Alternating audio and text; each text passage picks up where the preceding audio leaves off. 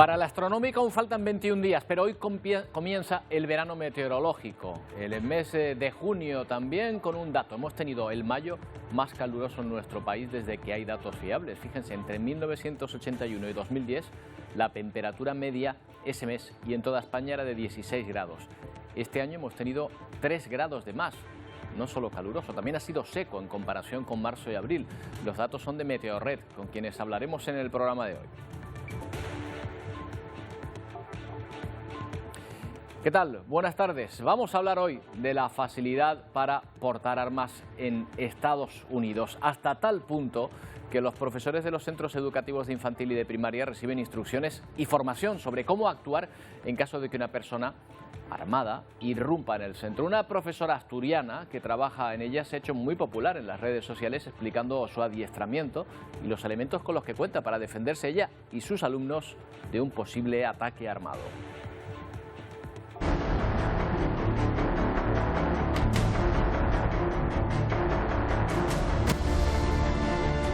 En algunos estados los profesores incluso pueden ir armados a clase para repeler ataques como el ocurrido en Uvalde.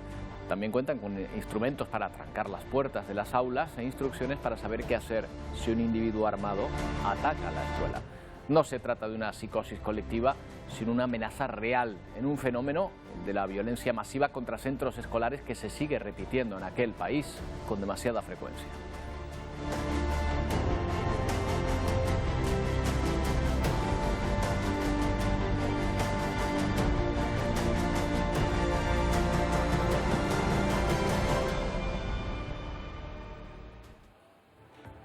Las medidas tomadas por Europa contra Rusia buscan hacer daño a su economía, pero desde luego no van a salirnos gratis. El petróleo ya ha subido su precio tras suspender parte de la compra a Putin y la inflación también sigue subiendo. Otro peligro provocado por la guerra acecha a la comunidad global, el de la escasez de cereal por el bloqueo ruso de las exportaciones desde Ucrania y los problemas para conseguir fertilizantes, lo que podría tener graves consecuencias, sobre todo en los países más pobres. Y la pasión por el fútbol que vuelve a inundarlo todo con el derbi de derbis, el que enfrentará hoy al Club Deportivo Tenerife y Unión Deportiva Las Palmas por un puesto de ascenso a primera. Por primera vez ambos clubes se miden en los playoffs de ascenso a doble partido. Esta noche el primero en el campo de los blanquiazules, que ya registraban esta mañana largas colas para conseguir una entrada. Muchos aficionados amarillos han llegado también a Tenerife para animar a su equipo en esta cita trascendental para las aspiraciones de ambos clubes. Y hablaremos de las que eran las primeras vacaciones de verano para millones de británicos después del fin de las restricciones y que está obligando a muchos a quedarse en tierra por la cancelación de sus vuelos. El motivo está en una falta de cálculo, porque se han vendido más plazas de las disponibles y también de personal. Simplemente las grandes aerolíneas británicas no dan abasto. Manchester, Bristol y Londres. Misma imagen en 3 aeropuertos de Reino Unido en los últimos días. El motivo, vuelos cancelados o con retraso de más de 50 minutos por la falta de personal de las aerolíneas y también por vender más vuelos que plazas. A través de redes sociales, Gatwick pedía a los pasajeros que llegaran con suficiente tiempo para vuelos internacionales. TUI e EasyJet son las compañías más afectadas. Ambas han anunciado que no podrán recuperar la operatividad habitual hasta finales de junio. Se ven obligados a cancelar una media de 6 vuelos al día. El sector turístico de España y sobre todo de Canarias comienza a notar las consecuencias. Un vuelo con destino a Tenerife Sur tuvo que ser cancelado, dejando en tierra a 200 pasajeros el lunes en Manchester. I've come from Manchester Airport this morning. Shannon acaba de llegar a Gran Canaria desde Manchester y asegura que estaba preocupada por si cancelaban su vuelo. Estuvo más de 4 horas de pie esperando para pasar el control de seguridad. Dice que el problema está en el personal del aeropuerto. Javi es un canario afincado en Londres, también culpa el control de seguridad. Una cola increíble, una barbaridad la verdad. Casi nunca habíamos visto algo así, la cola era un montón, la verdad, 1 hora pasando el control y increíble la verdad. En cambio, los ministros de Transporte y Justicia británicos acusan a las compañías de falta de previsión. La Asociación de Aerolíneas de Europa estima que este problema no se pueda resolver antes de que acabe el verano. Bueno, el problema no solo se vive en los aeropuertos de Reino Unido. En Canadá, ahí ven a miles de pasajeros que han tenido que esperar durante horas para poder viajar. Las compañías del país también sufren escasez de personal, intentan atender a la gran demanda tras el fin de las restricciones. La Agencia de Aeropuertos de Canadá espera un aumento del 50% de pasajeros internacionales en los próximos meses. Bueno, pero eso ya está afectando, lo han podido ver también a los vuelos a Canarias. Desde el Reino Unido, muchos de esos vuelos, muchas de esas vacaciones vienen aquí a las islas. José María Mañericúa es el presidente de la Federación de Empresarios de Hostelería y Turismo. ¿Qué tal? José María, buenas tardes, un día más. Buenas tardes. Bueno, ¿han calculado ustedes cuántas personas han podido haberse afectadas de las que venían a Tenerife? ¿Han notado muchas cancelaciones? No, pero ya vemos información como de EasyJet, donde en una semana van a cancelar 200 vuelos. Lo que entendemos es que venimos de un periodo de 2 años de inactividad turística, venimos de 2 años donde las aerolíneas tuvieron que reducir su personal y donde les ha costado encontrar personal para realizar esas funciones. Igualmente vemos que hay problemas en los controles, pues son policiales o control de equipajes en los aeropuertos, que también tendrán que ver con las instituciones británicas, y por tanto esta suma de inconvenientes hacen que la experiencia de vacaciones empiece de mala manera. Para nosotros lo importante es que seamos capaces de solucionar aquí en destino, con la salida del Reino Unido de la Unión Europea, seamos capaces de solucionar diligentemente el control de pasaportes y que no haya colas en las llegadas. Eso es lo que es fundamental para nuestro verano, para julio y agosto, ya que mayo y junio es temporada baja nuestra y no hay tanto volumen de turistas en Canarias. Claro, ya el dicho, cuando veas las barbas de tu vecino cortar, ¿verdad? Portugal ya ha empezado a tomar medidas, por ejemplo, previendo esa gran demanda de vuelos. No sé si España también se está poniendo las pilas para evitar esos problemas en los aeropuertos. Bueno, se nos dice que Portugal para este verano, para julio y agosto, va a aumentar un 82% los dispositivos de control en aeropuertos, el número de personas para ese control, y por tanto entendemos que ya están tomando las medidas. Esperemos, se nos dice desde AENA se nos dice que ya está previsto esos servicios, pero entendemos que esperamos que no haya problemas con la zona de llegada de pasaportes de británicos, con el control de pasaportes. Esperamos que sea de manera diligente y que no se produzcan estas colas en nuestros aeropuertos. Claro, si el problema es de aerolíneas, que parece que el problema al final afecta también a aeropuertos, aerolíneas, pero a la vuelta, al regreso de estos británicos a su país, ¿pueden tener que volver a pasar por una situación similar de enormes colas y de esperas? Bueno, entiendo por lo que ha dicho una persona entrevistada que también hay un problema en el control de bolsos y materiales, por tanto, en el control de seguridad en el Reino Unido. Por tanto, entiendo que no solo es aerolíneas, se suman varios factores. Esperemos que aquí nuestro control en el aeropuerto, tanto de pasaportes como de la inspección de bolsos, etcétera, sea diligente y no haya colas también para recoger las maletas y demás, sea diligente y no suponga pues, horas de espera a nuestros visitantes. Claro, porque al final se trata de la experiencia. Ustedes en el sector turístico constantemente hablan de eso, de la experiencia del viajero, que aunque el destino sea estupendo, aunque al final aquí les estemos esperando con los brazos abiertos y con todos los servicios disponibles, si el viaje ha sido malo, ya ahí parten con un mal recuerdo, ¿verdad? Para empezar, ya tenemos un hándicap al que vencer. Sí, pero desde luego, en verano no es nuestra temporada alta. Somos el tercer destino de los británicos en verano, después de Baleares y de Grecia. Así como en invierno somos el primer destino, ahora somos el tercero en esta temporada de verano. Entendemos que nuestras autoridades, nuestros AENA, Guardia Civil, Policía, sean diligentes, la delegación de gobierno ponga a las personas necesarias en el control de aeropuertos y que entre todos seamos capaces de hacer de la visita a nuestros turistas una experiencia magnífica. Claro, nuestra principal industria, no hay que olvidarlo en ningún momento. José María, gracias. Buenas tardes. Gracias a ustedes. Bueno, pues así están los aeropuertos. La buena noticia, si quieren, de todo este asunto es las ganas de viajar que tiene muchísima gente. No solo en los aeropuertos ingleses, también en las estaciones de trenes. Concretamente la de St. Pancras, en Londres, también han tenido que esperar horas. Según Eurostar, que es la empresa a cargo del servicio, por culpa de un fallo técnico en el sistema de control de viajeros, los pasajeros tuvieron que esperar fuera de la terminal todas esas horas. A través de redes sociales se pidió que solo acudieran a la terminal los que tuviesen billete confirmado.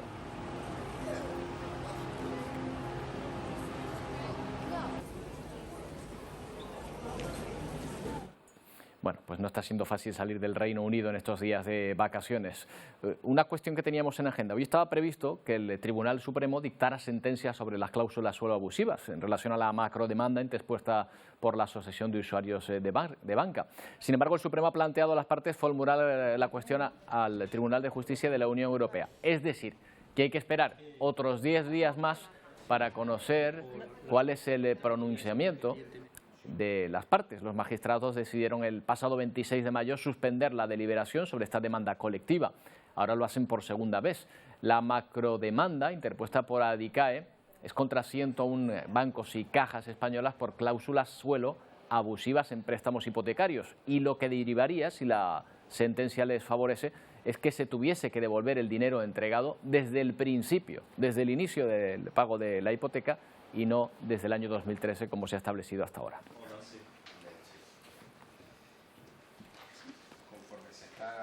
Bueno, otra cuestión que tiene que ver con la atención al cliente, las llamadas de las líneas de atención, que van a tener un límite de espera que no podrá superar los 3 minutos para el cliente. Es lo que dice el borrador de una ley de atención a la clientela que empieza su tramitación en las Cortes. Además, se va a fijar un periodo límite de 15 días para que las empresas respondan las reclamaciones. La norma establece obligaciones para que las empresas mantengan un trato personalizado, hasta el punto de que señala que tenemos derecho a ser atendidos por una persona física y no por un robot o un contestador automático. Pero para algunas asociaciones de consumidores la obligación no sirve de nada si no se imponen indemnizaciones en caso de incumplimiento de plazos. Genera una impaciencia que muchas veces produce el efecto contrario, dado que la persona renuncia a ser atendido y por lo tanto renuncia a un derecho efectivo recogido incluso en nuestra propia Constitución. Al año, en el informe anual, las empresas tendrán que haber garantizado que el 95% de las llamadas que hayan atendido estén por debajo de los 3 minutos. Buenas noticias para La Palma. El Gobierno va a prorrogar 3 meses más el plan de respuesta a la guerra de Ucrania, cuyas medidas finalizaban el 30 de junio. El decreto incluye 6.000 millones de euros en ayudas directas, la rebaja de 20 céntimos del precio del litro de carburante y otras medidas de ampliación de la cobertura del bono social, según ha confirmado el presidente Pedro Sánchez. Pero para La Palma, concretamente, la noticia es que la ministra de Trabajo y Economía Social, Yolanda Díaz, se encuentra allí. Ha firmado junto a Ángel Víctor Torres el Plan Integral de Empleo de las Islas. Siguiendo a la ministra ha estado Mónica Darias. Mónica. Un plan integral de empleo que se ha sellado en La Palma como gesto de solidaridad con la difícil situación que atraviesa La Palma. Yolanda Díaz y Ángel Víctor Torres oficializaron con una firma este plan que traerá a las islas 42 millones de euros para mejorar la vida de los canarios. Hará especial hincapié en mejorar la cualificación profesional de la población para facilitar su inserción al mercado laboral y en la estabilización del empleo. La ministra de Trabajo y Economía Social, Yolanda Díaz, también recordó el compromiso del Gobierno con La Palma, poniendo en marcha desde los primeros días de la erupción medidas que ayudaron a proteger su economía, como el Plan Extraordinario de Empleo dotado con 63 millones de euros, que ha permitido contratar a más de 1.600 personas, el Plan de Empleo del Paso, las ayudas a los autónomos y los ERTEs para la erupción volcánica, a los que se acogen unas 800 personas. ERTEs que, al igual que los del resto de Canarias, se mantendrán mientras sean necesarios, tal y como ha confirmado la propia ministra. Estamos trabajando en el diseño de esos nuevos ERTE en el Gobierno de España y el Gobierno canario y, por supuesto, en cuanto culminen las tareas lo sabrán. Pero sí, se van a mantener los ERTE como la mejor herramienta. Y el Grupo de Trabajo del Pacto de Estado contra la Violencia Machista se va a reunir para dar respuesta al repunte de asesinatos machistas que ha registrado nuestro país en los últimos días. 6 mujeres asesinadas, el feminicidio de más de una joven en Zaragoza. Se investiga la relación que tenía la víctima con el detenido, su vecino. 18 mujeres han sido asesinadas por violencia machista en lo que va de año en nuestro país. Finaliza un mes de mayo con cifras especialmente preocupantes. En Andalucía, en tan solo 8 días, se han producido 3 crímenes. En Vélez, Málaga, una mujer de 50 años. El asesino, su marido, que intentó huir pero fue detenido al sufrir una aparatosa caída. En Córdoba, una temporera de 26 fue apuñalada por su pareja sentimental. Y en Almería, Maite, de 50, recibió una brutal paliza por parte de su marido, que posteriormente se entregó a la policía. Aplausos en Tomelloso, Ciudad Real, para recordar a Luisa. Fue apuñalada este domingo, presuntamente por su actual pareja sentimental, que huyó del lugar de los hechos, pero que fue localizado sin vida horas más tarde. Y tan solo un día después, en Zaragoza, la quinta víctima mortal de 32 años. Su vecino se encuentra custodiado por la policía en un centro hospitalario al presentar heridas de gravedad. Se investiga su relación con los hechos y la relación que tenía con la víctima. Necesitamos más información para poder dar más datos y para que esta mujer entre en las cifras de violencia de género o del tipo de feminicidio que determine. En la madrugada del lunes en Carballo, Galicia, otra víctima se encuentra en estado muy grave. Su marido se entregó a la Guardia Civil tras asestarle numerosos golpes. Ella es la sexta víctima de este pasado mes de mayo. El Gobierno anuncia una respuesta coordinada de las instituciones ante este preocupante repunte de feminicidios. Y respecto a la inmigración ilegal, 172 personas han llegado en las últimas horas a Lanzarote en 3 embarcaciones. Fueron rescatados en el mar por salvamento marítimo. Sara Duarte, fueron trasladados también hasta Arrecife. ¿En qué estado se encuentran esas personas?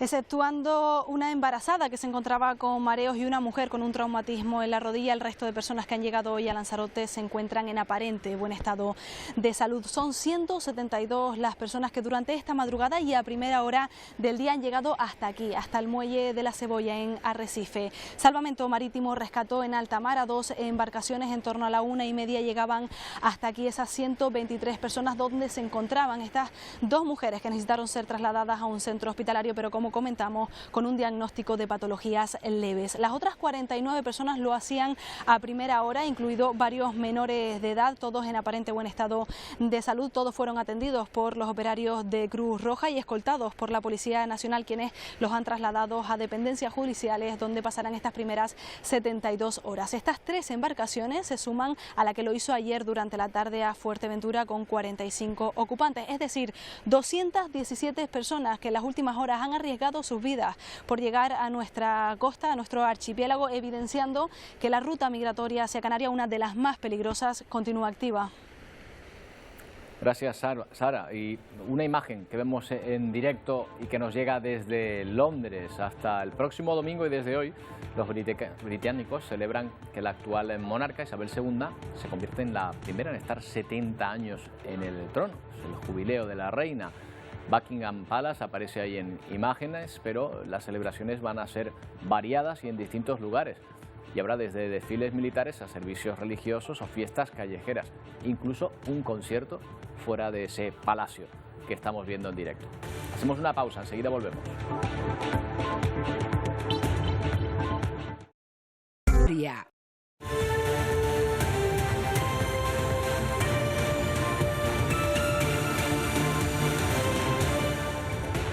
Decía un entendido que de las cosas que no tienen importancia, la más importante es el fútbol. Y desde luego estos días lo estamos comprobando con el derbi de derbis que enfrenta a la Unión Deportiva Las Palmas, que va a enfrentar al Club Deportivo Tenerife con la Unión Deportiva Las Palmas, porque juega el Tenerife en casa esta tarde. Y aunque no sean aficionados al fútbol, lo saben, es el primero de los 2 partidos que decidirán si es el Tenerife o Las Palmas el que se juega a subir a primera. Hay mucha expectación entre ambas aficiones. Esta mañana eran cientos las personas que esperaban en el Heliodoro para hacerse con sus entradas y hemos hablado con algunas de ellas. Vengo desde las 6 de la mañana en guagua y ahora bajo otra vez al sur y vuelvo después un poco más tarde con un par de colegas. ¿Desde las 12 de la noche? Pues llevo desde las 10:20 y ¿De después... la noche? Sí, de la noche, claro. 4:30 de la mañana. Aquí un 1-1 y allá un 1-2.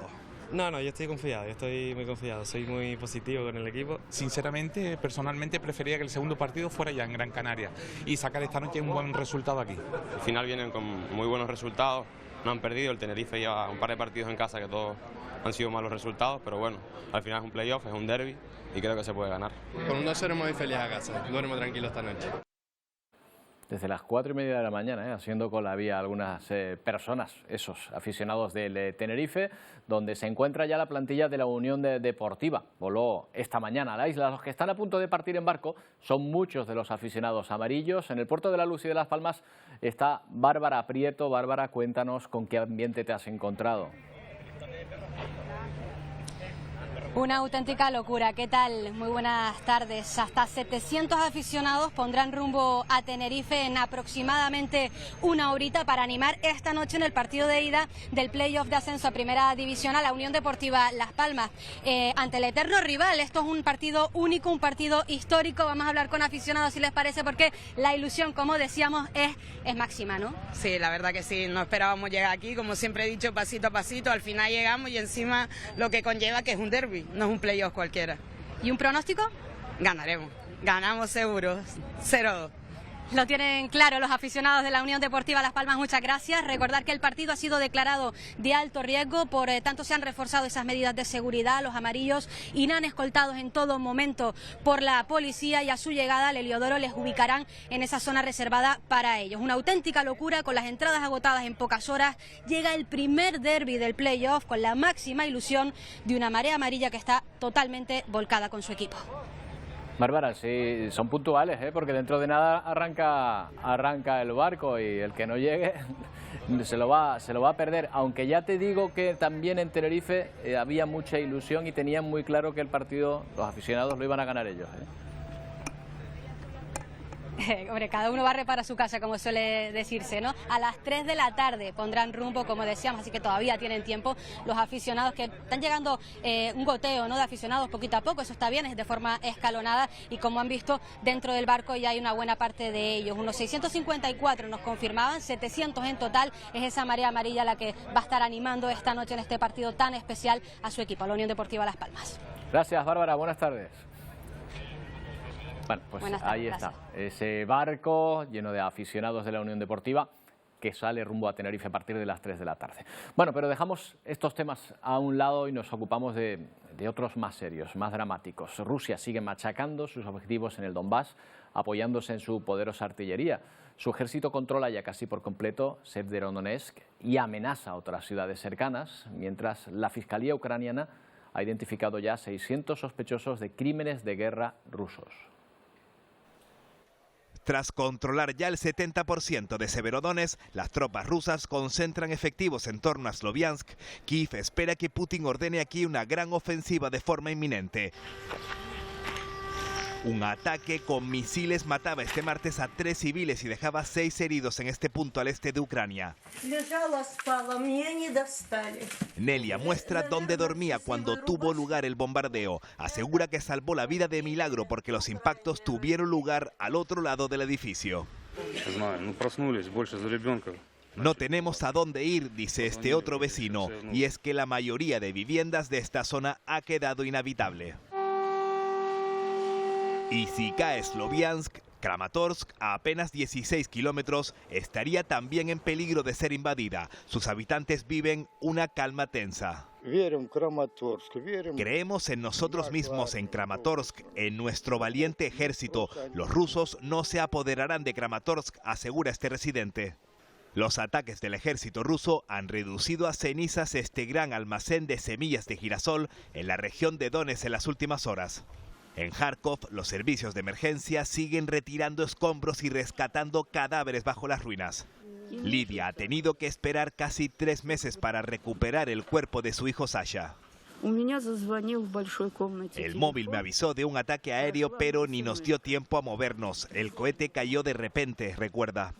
Este martes han sido condenados a 11 años y medio de cárcel otros 2 soldados rusos juzgados por crímenes de guerra. Dispararon contra una instalación educativa en Kharkov, aunque sin causar víctimas. 600 suspects. Ucrania ha identificado ya a más de 600 sospechosos de crímenes de guerra rusos. 80 de ellos ya están siendo procesados. La guerra en el llamado granero de Europa podría condenar al hambre a 50 millones de personas, según la ONU, por el bloqueo ruso a la exportación de cereal y fertilizantes. Los agricultores ucranianos advierten de que se les acumula el cereal y que la única opción para sacar el grano es a través de los puertos del Mar Negro.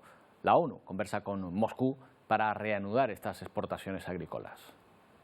Con las salidas al Mar Negro bloqueadas, Rusia utiliza el cereal como un arma más de la guerra. 25 millones de toneladas siguen sin poder salir de Ucrania. Eso ya está provocando desabastecimiento y hambruna en muchas partes del mundo. Pero Rusia insiste, no permitirá la salida de su fertilizante y el cereal ruso y ucraniano si no se levantan las sanciones contra Moscú. La ONU trabaja para desbloquear la situación. Las conversaciones se centran en facilitar los granos y fertilizantes a los mercados globales con el objetivo clave de abordar la creciente inseguridad alimentaria mundial, asegura el portavoz de Naciones Unidas. Pero el embargo parcial al petróleo ruso será un nuevo escollo para llegar a un acuerdo. Los mercados han reaccionado a las medidas de la Unión Europea contra Rusia con un incremento del precio del crudo de hasta $124 el barril. Es el precio más alto desde principios de marzo. Este incremento provocará además un nuevo aumento de la inflación, un 1,4% según el Banco de España. El coste de la energía, en constante aumento desde el comienzo de la guerra en Ucrania, ya ha provocado que los precios en Alemania se disparen casi un 8% en mayo. Ya ven que el sector primario es uno de los más afectados por esa guerra. La falta de cereal y de fertilizantes también en Perú se hace notar en la cosecha de papas, aunque está siendo, la verdad, menor que otros años. Los agricultores dicen atravesar un duro momento. Los altos precios lo encarecen todo. Hemos cultivado buenas papas. De un saco sacábamos 40, 50 sacos, pero hoy en día no se saca nada. Es la angustia de los agricultores de la papa en Perú, como Leonardo. Tiene una finca de hasta 7 hectáreas, antaño dedicadas exclusivamente al cultivo, hoy completamente vacías por la subida de precios de los fertilizantes.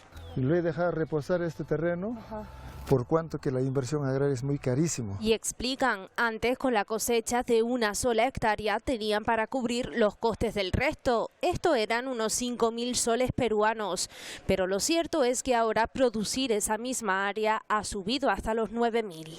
Sembré, pero solamente para ganarme 750 nuevos soles a los 6 meses de los 3 hectáreas. En resumen, los pocos agricultores que han cosechado esta temporada lo han hecho, pero sobre menos hectáreas. Esto debido al sobrecoste de la producción como una de las consecuencias de la guerra en Ucrania. Agricultores pendientes también al cielo y al riesgo de las heladas de un invierno que comienza en el país el próximo 21 de junio. Bueno, y esta misma noche en Nueva Orleans se ha producido un nuevo tiroteo. Aún las circunstancias no están claras, justo cuando estábamos todavía recordando lo que había ocurrido en Texas. Un tiroteo acabó con la vida de una persona en una fiesta de graduación en Nueva Orleans. Los muertos de Uvalde han causado también reacciones en todo el mundo, incluso en el tenista Andy Murray, que sobrevivió a un incidente parecido en su Escocia natal. Hoy lo hemos sabido cuando era un niño. Él mismo lo ha contado. I experienced a similar thing when I was at Dunblane, and a teacher, coming out and waving all of the children under tables. Bueno, está diciendo el tenista que vivió algo similar, con su profesora atendiéndoles para que se pusieran debajo de las mesas. La misma historia que ha escuchado, dice Murray, alguno de los niños supervivientes. Se refiere al tiroteo que ocurrió en el año 1996. Murieron 17 personas, 16 menores, en la escuela donde él estaba. Él sobrevivió, pero dice que quedó marcado. Ante los sucesos de Texas, dice no entender cómo no se buscan nuevas soluciones para intentar atajar un viejo problema. Como europeo no considera adecuado armar más a la población.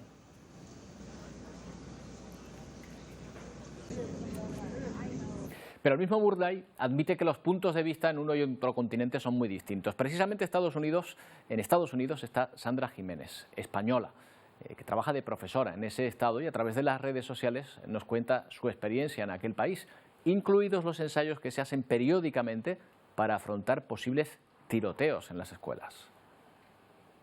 Tendríamos que cerrar la puerta, poner esta cosa en ese cristal, apagar luces y estar todos ahí en silencio.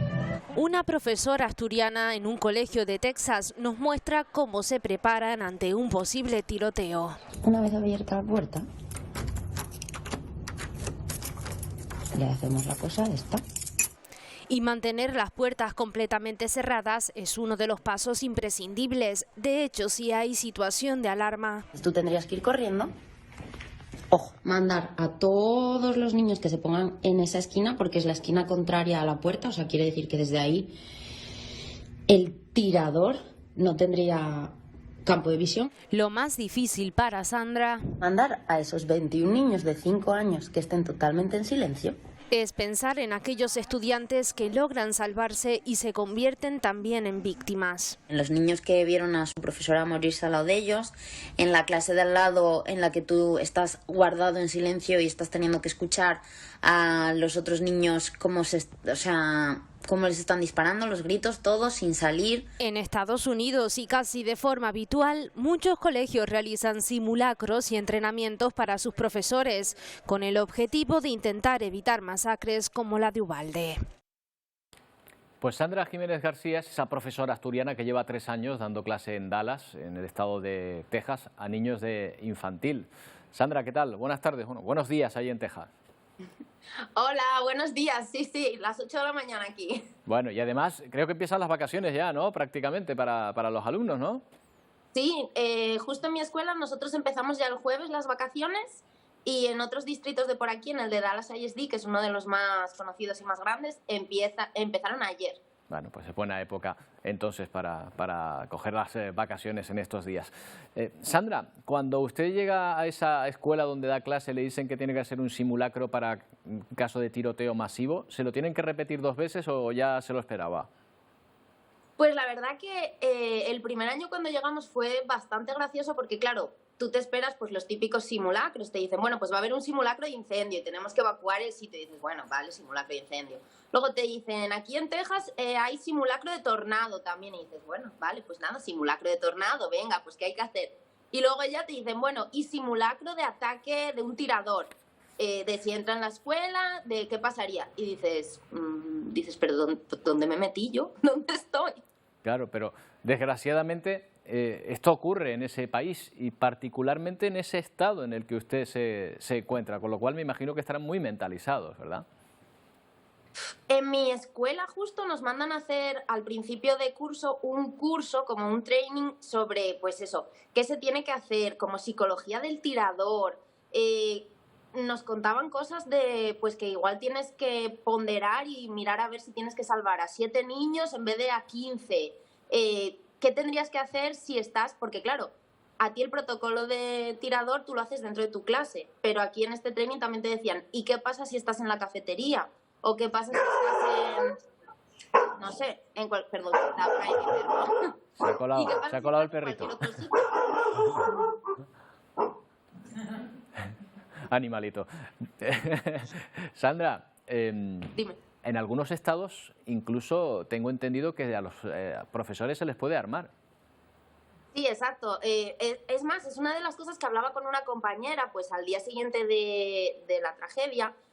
Yo estaba, que fue cuando grabé sus stories, comprobando la cerradura y ella me vio y me dice, ¿estás comprobando la cerradura? Porque yo también la quiero comprobar.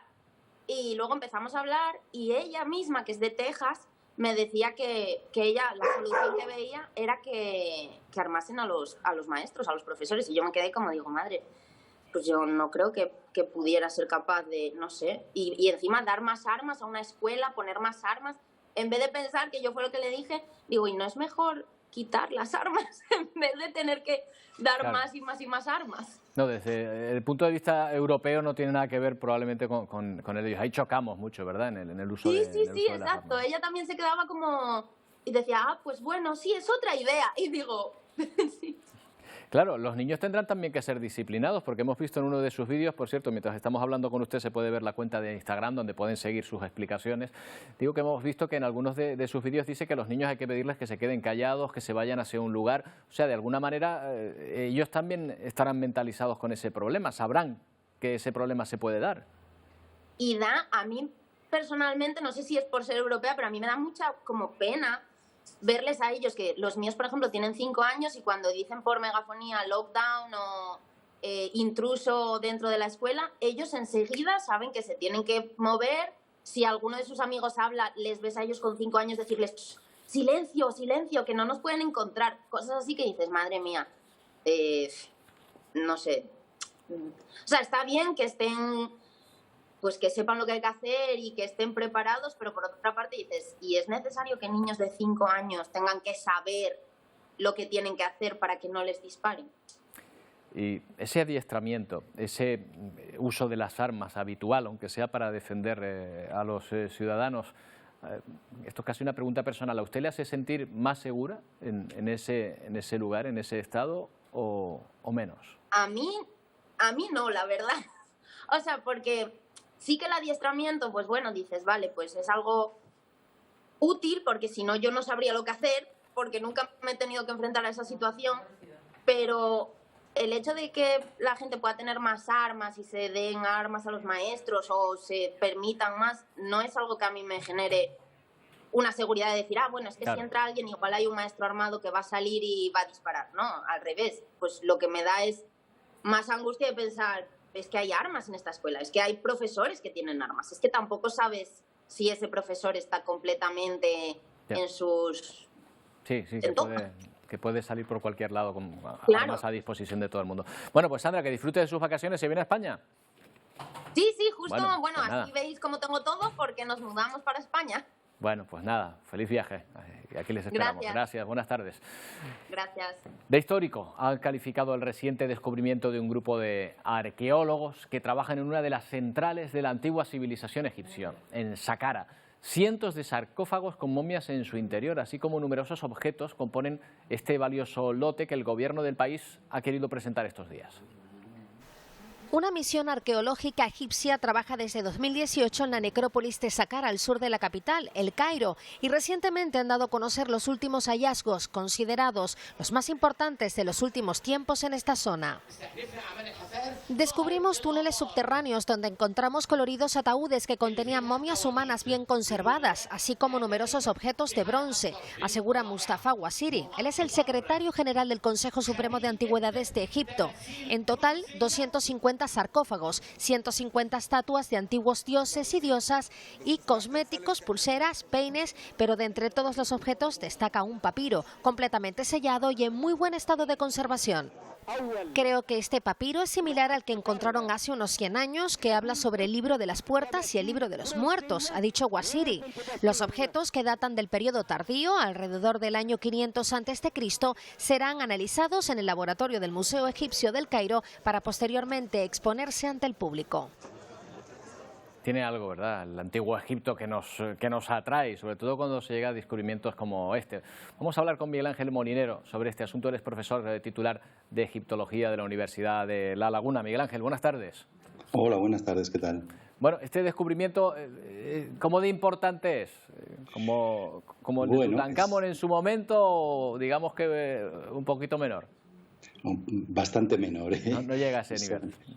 Desde hace ya bastante tiempo se encuentran estas tumbas colectivas con un número altísimo de individuos. La excepcionalidad en este caso es que están bastante bien conservados y permitirán en el futuro un estudio de quiénes eran, si tenían relaciones familiares, técnicas de momificación, pero en arqueología el descubrimiento solamente es el primer paso. Claro. Lo que realmente importa es si luego se estudian científicamente y se publican científicamente.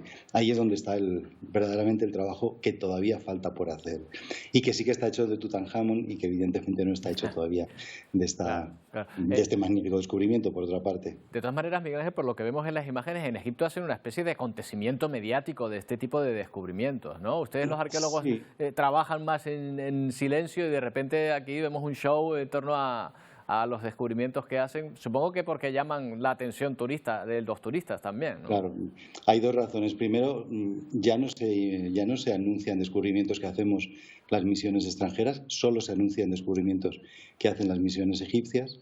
Y, por otra parte, se está terminando el COVID y el miedo a viajar, y Egipto quiere llamar la atención para que la industria de la que vive el país, en gran medida vive el país, siga activa. Lógicamente, lo que no desmerece la importancia del descubrimiento, ¿eh? Claro, pero todavía nos quedan cosas por saber de los antiguos egipcios, porque, claro, hemos desenterrado tanto y ya prácticamente lo sabemos todo de ellos, ¿o no?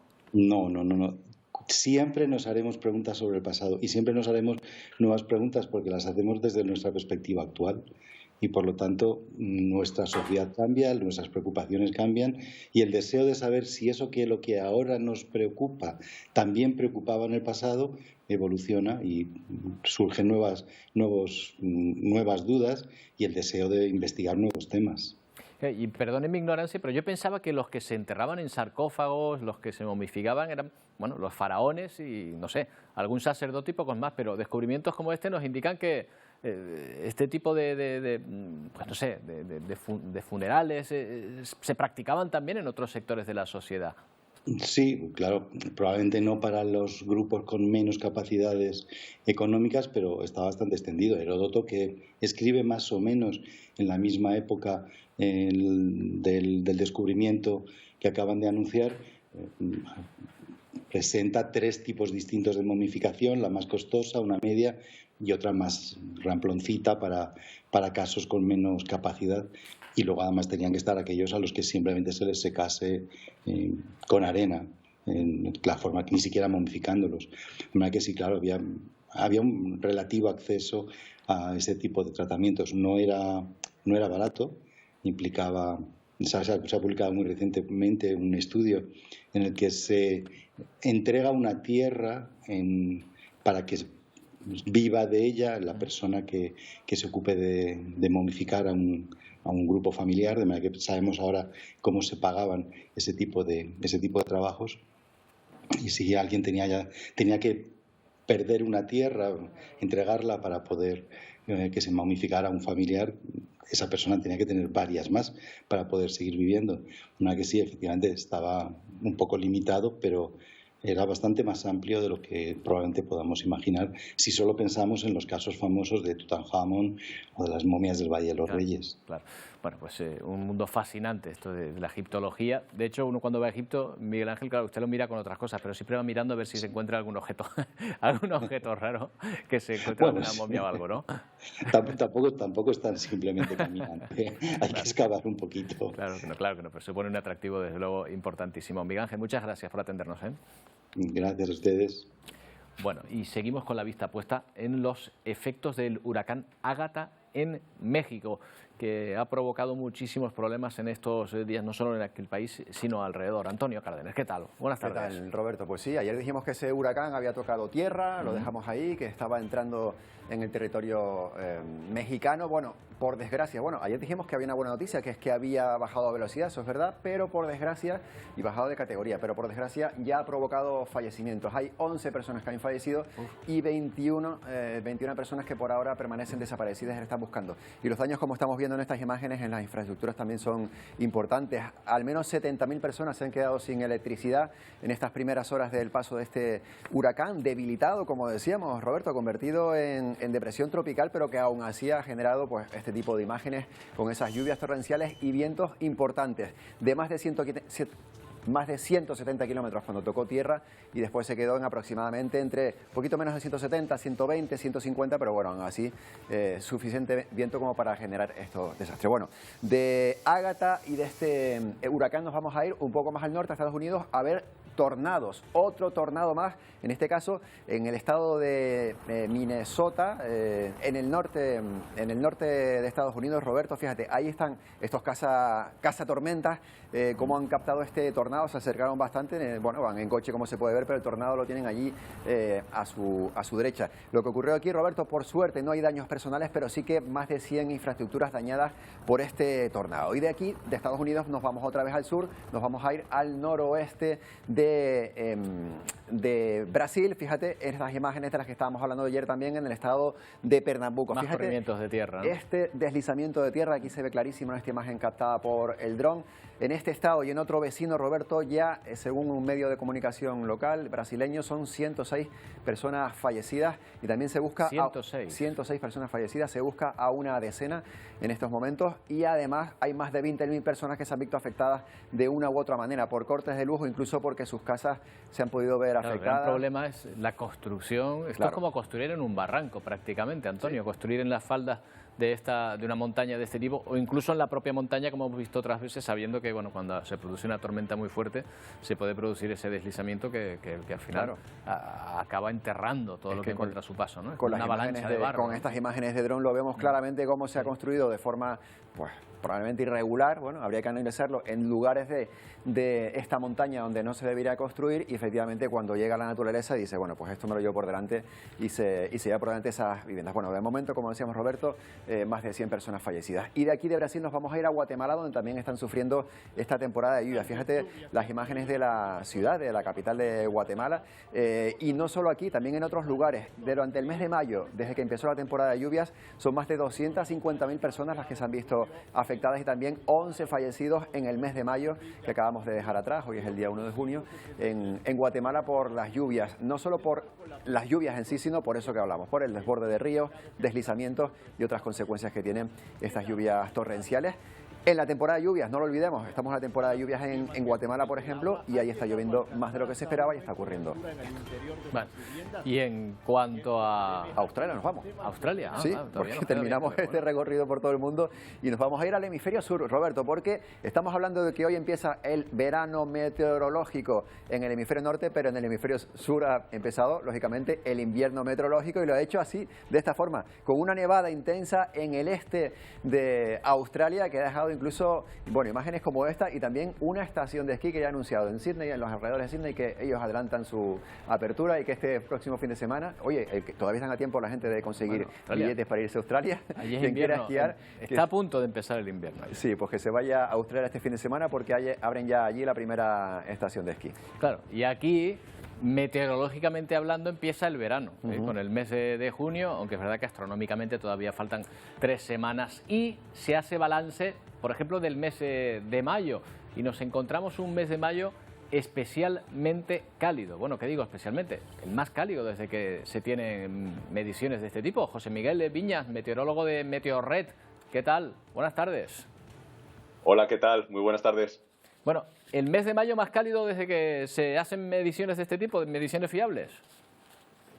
Pues sí, eso es lo que apunta un poco el análisis a posteriori de todas las observaciones meteorológicas. La verdad es que no es ya una cosa excepcional dar este tipo de informaciones, porque estamos viendo que prácticamente todos los meses, o en su conjunto o en parte, se están dando este tipo de anomalías cálidas e incluso episodios ya de calor muy intenso antes del verano.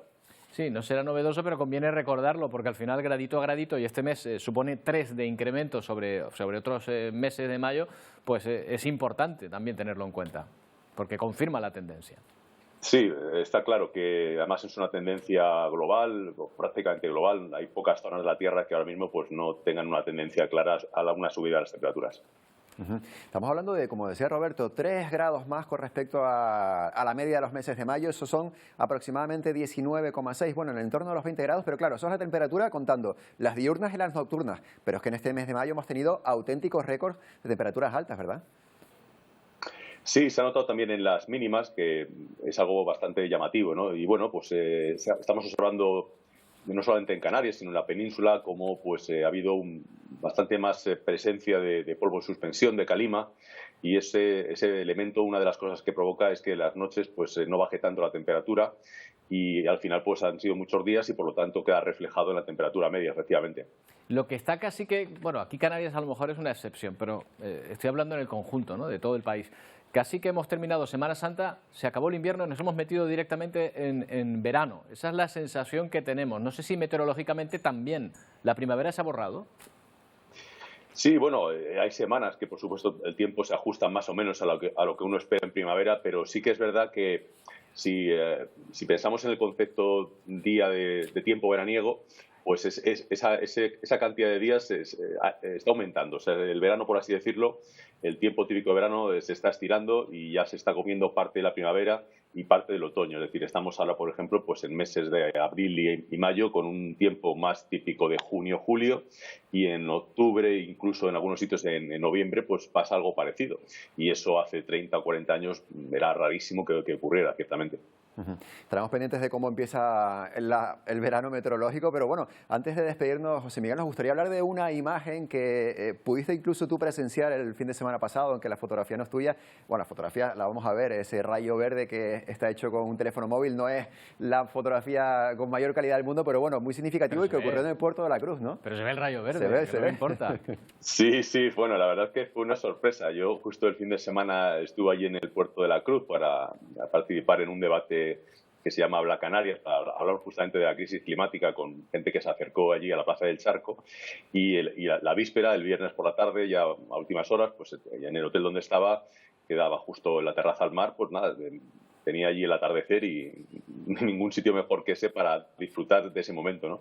Y la sorpresa fue que, aunque fui haciendo alguna fotografía, los últimos instantes antes de que el disco solar desapareciera, pues me llegó ese destello verde que yo nunca había sido capaz de ver, y algunas veces había estado a posta observando el atardecer para ello.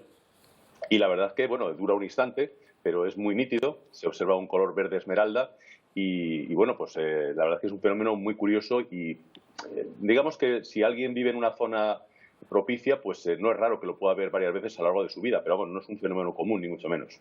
Bueno, pues ahí está, el rayo verde, que no es el perro verde, pero casi se asimila, ¿no? Por la rareza. Pues José Miguel, muchas gracias, de verdad, por haber hablado con nosotros. Ha sido un placer. Pues nada, lo mismo, muchas gracias y un abrazo a todos. Un saludo. Bueno, y vamos a hablar ahora del que podría ser el árbol más antiguo, el árbol más viejo de todo el mundo. ¿Dónde está? Sí, hay rivalidad con esto, ¿eh? Como el derbi de fútbol canario. Bueno, hay rivalidad porque lo han encontrado, lo han descubierto, ya estaba allí, no lo han encontrado, en Chile. Resulta que tiene unos 4.800 años. Me dices, está vivo. Se cree, sí, se cree, aunque todavía no han terminado los estudios. Dice que hay un 80% de posibilidades de que tenga esa edad. Si los tuviese, superaría al que hasta ahora era el árbol más antiguo del mundo, que está en California, y que es el famoso Matusalén, ¿no? Que tiene también unos 4.500 años. Entonces, oye, Roberto, también esto me lleva a otra cuestión, a otra curiosidad que hemos sabido hoy, que en Australia, en los fondos marinos australianos, se ha encontrado también una planta, la más grande y también una de las más antiguas del mundo, con 4.500 años. Así que están todos por ahí, 100 años arriba, 100 años abajo. Perfecto, la verdad que hacía mucho tiempo. Bueno, y ahí, mira, el derbi, lo acabamos de ver, porque vamos a ver en directo la imagen en directo que nos acerca a la cita esperada por muchos esta noche. Estamos viendo ahí imágenes de los aficionados amarillos saliendo del barco, que va a salir pues dentro de media hora aproximadamente, a las 3 de la tarde. Sale ese barco rumbo a Tenerife con muchos de los aficionados que esperan poder ver en directo el partido. Vemos también a un aficionado del Tenerife, bueno, pues ahí mostrando buena sintonía. Al final el fútbol lo que tiene que hacer es unir, eso desde luego, a todos. Y al lado vemos también el escenario de ese sueño que van a jugarse hoy el Club Deportivo Tenerife y la Unión Deportiva Las Palmas. El Heliodoro Rodríguez López, ahí lo ven preparado ya, bueno, incluso parece que hay gente, vemos algo de gente ya en los alrededores dispuesta a vivir esta fiesta de fútbol. Es lo que tiene que ser, Antonio, una fiesta de fútbol. La rivalidad está bien, pero es lo que tiene que ser y yo creo que se va a conseguir, aunque lógicamente, oye, pues cada afición va a animar a los suyos, ¿no? Claro, porque la ilusión por subirla tienen todo. Yo creo que en la imagen esta del estadio que estamos viendo incluso podemos ver aficionados en las gradas. Yo creo que están probablemente colocando ese mosaico con el que la afición del Tenerife quiere recibir hoy a la afición de la Unión Deportiva Las Palmas y también con la que quiere recibir al equipo. Así que, bueno, buen momento este para jugar. Bueno, Roberto, volvemos a hablar si te parece, en este caso de vino, porque vamos a ver un lugar que nadie se esperaría que pudiese haber unos viñedos. Han construido, han generado esas viñas en un desierto, fíjense. En el lugar más seco del mundo, a 3.600 metros de altitud sobre el nivel del mar, este viñedo irrumpe en el chileno paisaje desértico de Atacama. Estamos orgullosos y contentos de hacer vino en la altura, porque es medio complicado por el clima, por todas las cosas. Fabián, enólogo de la bodega, sigue a diario el proceso de maduración del vino. Acá tenemos condiciones muy distintas a lo que era tradicional de la vitivinicultura. Tenemos 360 días de sol, ¿sí? Radiación ultravioleta, tenemos noches muy frías. No hay otra uva que madure de igual forma en el mundo. Además, el vino coge cuerpo en estas barricas de barro que sustituyen a las tradicionales de madera. Tenemos vinos tintos con muy buen color, con muy buen tanino, aromas muy versátil, que hace que nuestros vinos sean bien complejos, tengan muchos aromas, tengan muchos sabores. Cecilia recorre el suelo de tierra volcánica cubierto de hojas secas sobre el que emergen las parras. Estoy muy orgullosa y muy contenta. Porque ha sido capaz de que el viñedo más alto de Chile produzca una uva tan exitosa. Racimos que logran llenar cada año 12.500 botellas de Ayú, un vino reconocido ya por varios premios internacionales. Bueno, y nos vamos a despedir mirando a ese escenario en el que todos vamos a tener la atención puesta esta tarde a partir de las 8. Por un lado, el estadio del Club Deportivo Tenerife, por otro, los aficionados, las aficiones que se van a encontrar en ese estadio. Ahí vemos mayoritariamente la de la Unión Deportiva a punto de cogerse barco. Se quedan con Telenoticias 1. Hasta mañana.